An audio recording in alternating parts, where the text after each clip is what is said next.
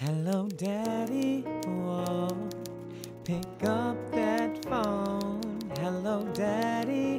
Whoa, no one's never home.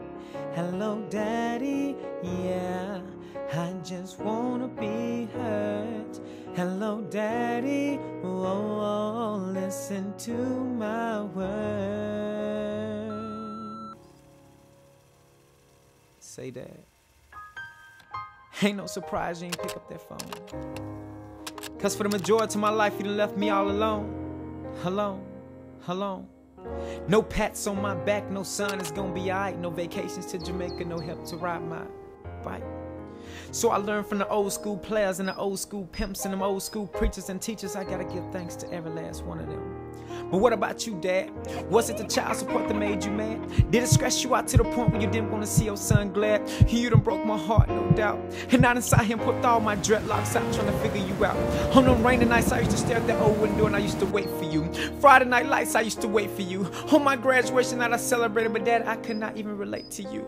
And I just wanted to wear your championship ring, Daddy, just like the Lakers do. But I guess that ring is only worn by a friend and Steven wasn't drafted. And if you gotta win that race just to hurt my soul, then Daddy, you done left it. I ain't never asked you to buy me a skyscraper. I ain't never asked you to buy me a mall.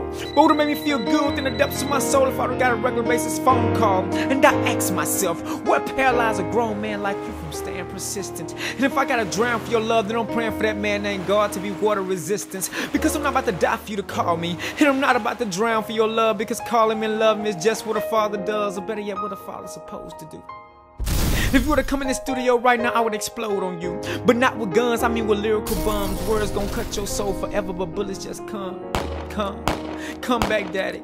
Tell me why you had to leave us. But you know what, I'm glad you had to leave us. Because in the midst of that night I got the opportunity to meet this man named Jesus. He said don't talk about your daddy, because your daddy just struggling to be a man. Just take out this time to tell your daddy what you done became. Okay, Daddy, they don't call me Lil Steve no more. When I get introduced to the stage, they introduce me as Be Real Steve. Because I give shelter to the homeless and I cause non-believers to believe. And I stop putting my faith into BT, and I stop putting my faith within the measure of a mustard seed. And Dad, I know that's hard to believe, but my foundation with this man named God is so concrete. Because people die in an instant, y'all. Other folks change in a week. And I'll be all night trying to explain why my faith's so deep.